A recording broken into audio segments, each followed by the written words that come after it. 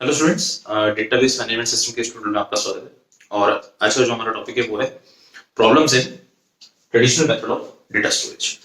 तो सबसे पहली प्रॉब्लम स्टूडेंट्स जो हमने प्रीवियस लेक्चर में मैंने सिर्फ एक नाम दिया था आपको, वो है डेटा सिक्योरिटी। पहली प्रॉब्लम तो यानी कि डेटा सिक्योरिटी प्रॉब्लम है। इसका मतलब हमारा data traditional method of data storage का जो सिस्टम है उसके अंदर सिक्योर नहीं है। और ऐसा इसलिए क्योंकि यहाँ पर जो हमारी जो जितने भी ट्रांजेक्शन, जो भी हमारी जो डेटा फाइल्स है, ट्रांजेक्शंस तो नहीं बोल रहा हूँ, डेटा जो फाइल्स है ये फ्लैट फाइल्स है। फ्लैट फाइल्स है मतलब अगेन ये आपके फिजिकल स्ट्रक्चर पे पड़ी हुई है या फिर वहां पर स्टोर्ड है, तो इसलिए इनको एक्सेस करने में आसानी होती है। क्योंकि यहाँ पर एप्लीकेशन प्रोग्राम और इन पर्टिकुलर फ्लैट फाइल्स के बीच में सिर्फ एक ही, जिसे हम बोलेंगे बैरियर, वो ये फाइल सिस्टम। तो अगर आपने इस फाइल सिस्टम के बैरियर को क्रॉस कर लिया, हालांकि इतना आसान नहीं होता है, लेकिन अगेन जिस तरीके से आपको आपके स्टोरेज डिवाइस पे या हार्ड डिस्क पे डेटा फाइल सामने मिल जाती है, यानी कि एक लेवल क्रॉस करके मिल जाती है, उसी तरीके से ये फ्लैट फाइल्स भी वहां पर आपको मिल जाएंगी। तो इसलिए एक तरीका तो ये हुआ एक बोलने का कि ये सिक्योर नहीं है क्योंकि ये फ्लैट फाइल है, and therefore it is very easy to access them in that particular system. दूसरा सिक्योरिटी का पहलू ये भी है कि फॉर एग्जांपल एक इंक्वायरी है, ये कस्टमर अपने ट्रांजैक्शन डिटेल देखना चाहता है। अब एप्लीकेशन प्रोग्राम का मतलब मैंने आपको पहले बताया था कि यहाँ पर आपके पास n number of application programs हैं जिनकी मदद से आप इन पर्टिकुलर फाइल्स के अंदर से डेटा को एक्सेस करेंगे। तो अब एक क्वेरी आई या अब एक इंक्वायरी आई कि एक कस्टमर को अपने पिछले एक महीने की ट्रांजैक्शन की डिटेल्स देखनी है। तो जाहिर सी बात है एक एप्लीकेशन प्रोग्राम आपको आपने कैसा लिखा होगा कि जहां से आप कस्टमर की ट्रांजैक्शन की डिटेल्स ले सकते हैं या देख सकते हैं, लेकिन इसके अंदर एक सबसे बड़ी प्रॉब्लम ये है कि इस particular customer underscore transaction file के अंदर .dat फाइल के अंदर सारे कस्टमर के ट्रांजैक्शंस की डिटेल है। तो यहां पर फॉर एग्जांपल अगर आपके बैंकिंग सिस्टम के अंदर 1000 कस्टमर्स हैं तो उन 1000 कस्टमर्स के ट्रांजैक्शन की डिटेल इस पर्टिकुलर फाइल में होगी। तो अगर आपको उसमें से एक कस्टमर के ट्रांजैक्शन डिटेल्स को एक्सेस करना है तो सबसे पहले तो आपको यहाँ पर एप्लीकेशन प्रोग्राम के अंदर चेंज करना पड़ेगा कुछ इस तरीके से कि आप यहाँ तक पहुंचकर उस कस्टमर की ट्रांजैक्शंस को देख सकें, जो कि अपने आप में एक बहुत डिफिकल्ट टास्क है। तो अगर आप ऐसा नहीं करते और अगर आप उस कस्टमर को पूरी की पूरी फाइल ही उठाकर दे देते हैं कि आप अपना ट्रांजैक्शन डिटेल सर्च कर दो, या फिर ज्यादा से ज्यादा ये होगा कि आप उस कस्टमर के अकाउंट नंबर के हिसाब से या कस्टमर आईडी के हिसाब से उस ट्रांजैक्शन डिटेल पे आप लेकर चले भी गए, तभी भी सबसे बड़ा प्रॉब्लम ये कि उस कस्टमर को बाकी के कस्टमर के ट्रांजैक्शंस की डिटेल भी मिल सकती है या देख सकती है। तो इसीलिए ये सबसे बड़ा मतलब सिक्योरिटी पूरी की पूरी तरीके से आपकी खत्म हो गई। तो इसलिए यहाँ पर डेटा सिक्योर नहीं है, सबसे पहले तो इसलिए क्योंकि फ्लैट फाइल्स का प्रॉब्लम है।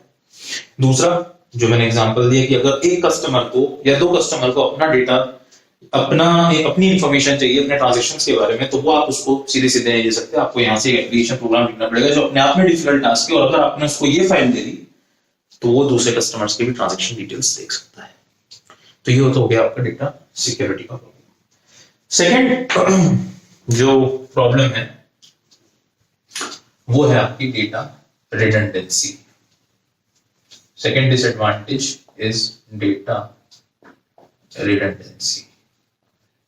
तो स्टूडेंट्स ध्यान से सुनना, ये बहुत इंपॉर्टेंट चीज है। डेटा रिडंडेंसी, रिडंडेंसी का मतलब रिपीटेड, रिडंडेंसी का मतलब रिडंडेंट इंफॉर्मेशन, रिपीटेड इंफॉर्मेशन। इसका मतलब ये कि हो सकता है कि आपका एक इंफॉर्मेशन या एक डेटा अलग अलग फ्लैट फाइल्स के अंदर या अलग अलग डेटा फाइल्स के अंदर मौजूद हो।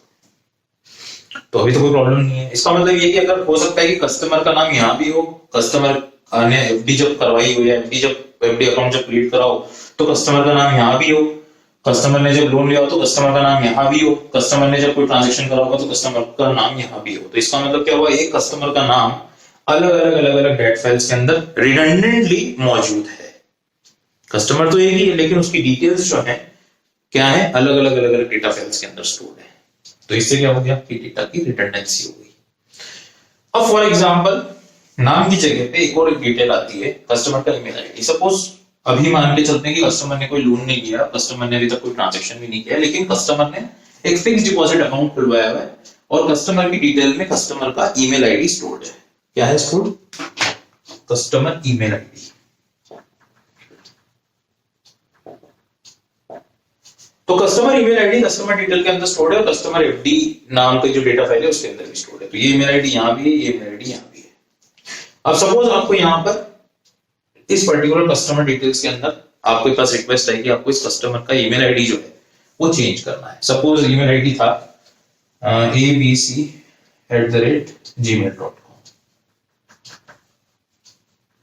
तो आपको इस पर्टिकुलर कस्टमर डिटेल्स के अंदर इसको abc.@gmail.com को आपको करना है xyz@yahoo.com। यहां पर आपको ये अपडेट करना है। सॉरी यहां पर आपको दिखाई नहीं दे रहा है तो मैं इसको थोड़ा यहां कर लेता हूं। इसको क्या अपडेट करना है आपको xyz@yahoo.com। तो जाहिर सी बात है आपने यहां तो अपडेट कर दिया, आपने यहां भी अपडेट कर दिया, ये दो फाइल में अपडेट कर दिया, बात खत्म हो गई। लेकिन अगर इसी दो की जगह अगर 20 फाइल होंगी तो आपको 20 फाइल के अंदर अपडेट करना पड़ेगा। और 20 फाइल के अंदर से मान लीजिए आपने 18 फाइल में अपडेट करा और दो फाइल में आप अपडेट करना भूल गए, क्योंकि आप अलग अलग एप्लीकेशन प्रोग्राम के पास जाएंगे अपडेट करने के लिए। लेकिन अगर आपने 18 ही फाइलों को अपडेट करा और दो फाइलों को भूल गए तो ये बहुत ही बड़ी प्रॉब्लम हो जाएगी स्टूडेंट्स, और वो है डेटा इनकंसिस्टेंसी।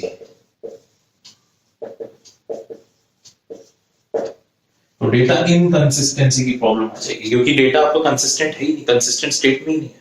आपकी 18 फाइल की तो ये बोल रही है कि इस पर्टिकुलर कस्टमर का ईमेल आईडी abc@xyz@yahoo.com अपडेट हो गया है, लेकिन बाकी दो में अपडेट नहीं हुआ, तो बाकी दो में तो abc@gmail.com ही चल रहा है। तो इसका मतलब आपके पर्टिकुलर डेटा स्टोरेज के अंदर जो डेटा है वो इनकंसिस्टेंट हो गया, इनकंसिस्टेंट स्टेट में हो गया। तो डेटा रिडंडेंसी किस चीज को लीड कर रहा है? डेटा इनकंसिस्टेंसी को। तो अगर हम देखें, हम स्टेटमेंट ये बोल सकते हैं data redundancy leads to data inconsistency. तो ये बहुत बड़ा फ्लो है। और अगर डेटा रिडंडेंसी से डेटा इनकंसिस्टेंसी हो गई, अगर इनकंसिस्टेंट स्टेट में चल गया तो आगे की कॉन्सिक्वेंसेस आपको मालूम ही है। तो इसलिए यहां पर सबसे बड़ा प्रॉब्लम, बहुत इंपॉर्टेंट प्रॉब्लम, डेटा रिडंडेंसी। कई कई डेटा रिडंडेंसी की जरूरत होती भी है कि कुछ रिडंडेंसी का जो अमाउंट है उसको रिटेन करना भी पड़ता है। जैसे फॉर एग्जांपल अगर आप चाहते हैं कि कस्टमर लोन के अंदर भी कस्टमर की सारी डिटेल्स रहें तो ठीक है, वहां पर रिडंडेंसी अलाउड है। लेकिन जहां अलाउड नहीं है वहां पर ये प्रॉब्लम आ सकती है। तो इसीलिए ट्रेडिशनल मेथड जो है डेटा स्टोरेज का वो आपको डेटा रिडंडेंसी देता है, जिसकी वजह से आप डेटा इनकंसिस्टेंसी लीड होती है। तो ये दो प्रॉब्लम हमने इस पर्टिकुलर ट्यूटोरियल में समझी। नेक्स्ट ट्यूटोरियल में हम आगे के डिसएडवांटेजेस या फ्लॉज देखेंगे कि क्या हो सकता है। Thank you students.